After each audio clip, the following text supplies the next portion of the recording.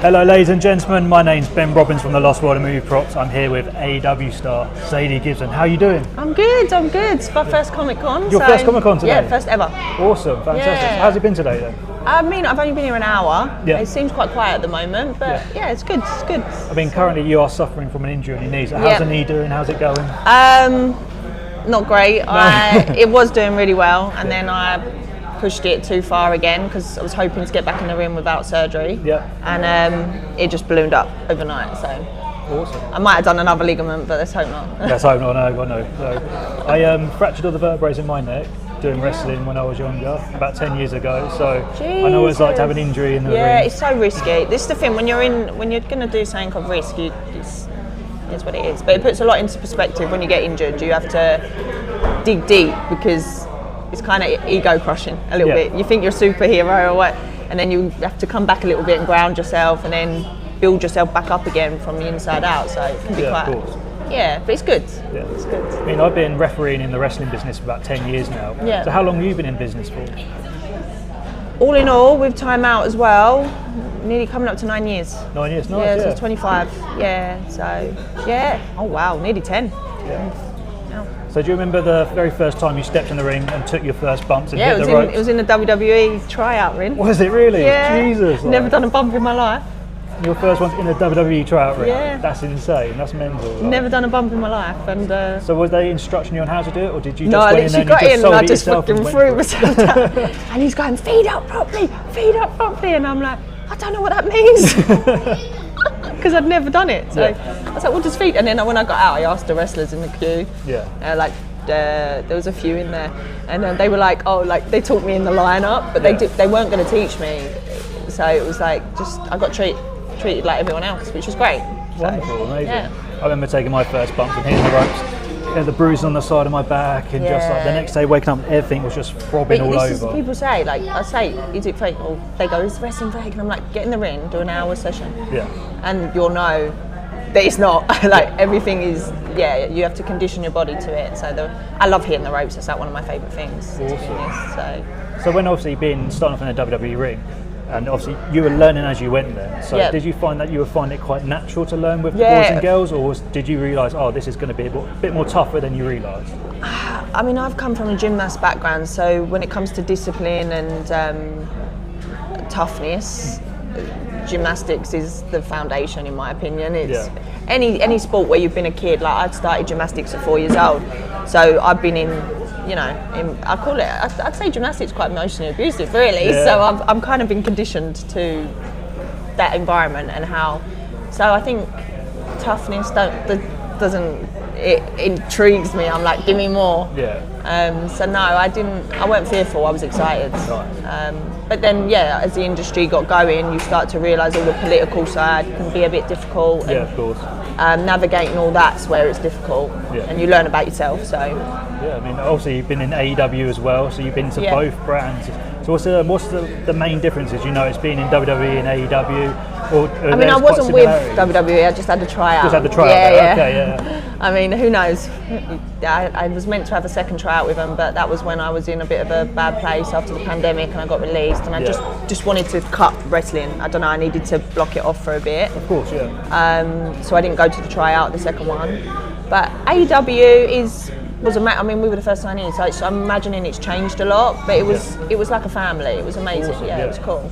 So was obviously everyone always says, I know lots of boys and girls who were in AEW. Yeah. They said when it started off, it felt like the biggest indie show on the planet because you had so much more creative control in the ring. So did you realise you've got a lot of creative control to put your matches together how you want to? Yeah, but I probably could have done without that.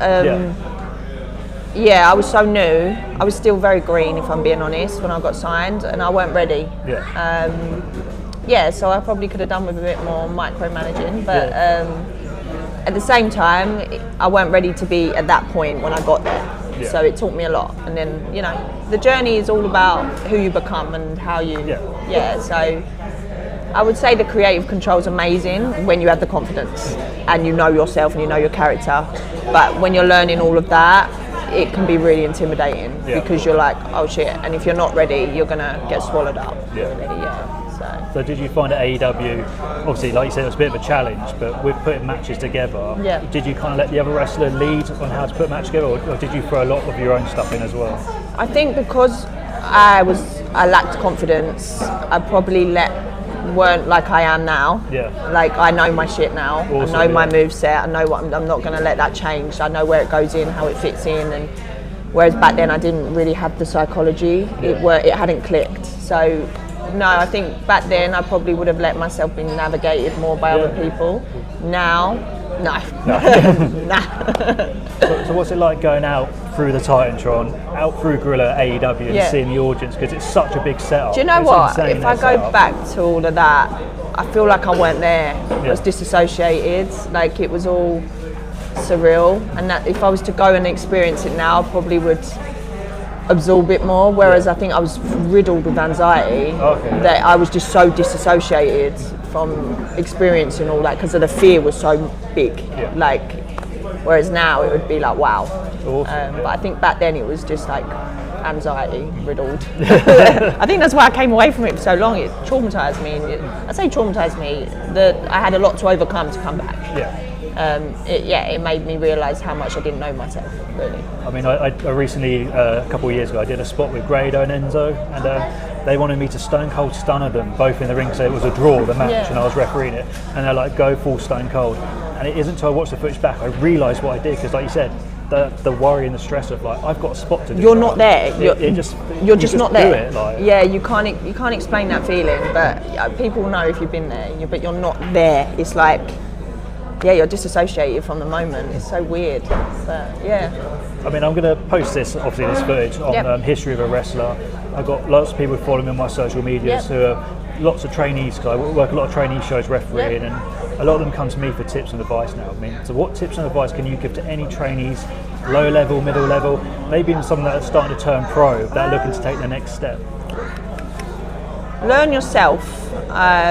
That's the most important thing I would say. Is it's really important to know who you are when you're going into an industry like as big as wrestling and as intimidating as wrestling.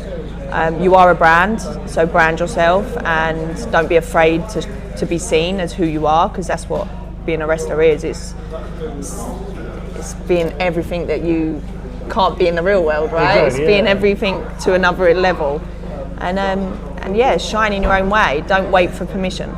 So that's my advice. I completely get that. I've had a few trainees be like, you're just a referee. I'm like, yeah, but when I'm in the ring, I'm referee Ben Robbins. Like, I'm in control of the match, but I've got to be a bit dumb and not see the heel cheat, you know what I mean? I've got to have my little role to play a little bit. So you've got to build a character and a brand for yourself, and you've got to be seen. You're not just anything, you're what you want to be, so you can shine in anything. You can shine even putting up like in the most littlest thing. So it's just being that energy.